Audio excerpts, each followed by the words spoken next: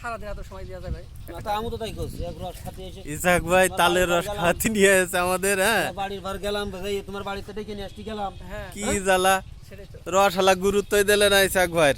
ঠিক আছে, গেলাম সেটাই তো, সবাই বাড়ি তো সবার বাড়ির বাজা হয়েছে, রসালা গুরুত্ব দিইনি, মানুষ বলে মনে করছে না, মনে করছে না, দূরের থেকে এসে লোকজন। এটা অন্যায়, ঠিক আছে, এই অন্যায় ইসাক মেনে ভাইয়ের নেওয়া খুব যায় না। রাগ হয়ে গেছে। তো সেক্ষেত্রে ইসাক ভাই রস খেয়ে ভাড় ভেঙে না কি ভার ভাঙেনি ভাড়ের, এখনো। ও ভাঙেনি, ভাঙাটা মনস্তব নিয়ে এসছে সে।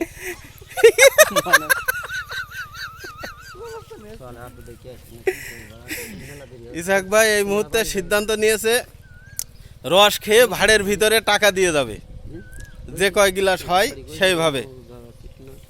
এই হাফেজ, হ্যাঁ। ইসাক ভাইয়ের সেই সিদ্ধান্ত আমরা সাধুবাদ জানাই নাকি? না, আমরা বিরোধিতা করছি, অন্যায় কাজ করা যাবে না।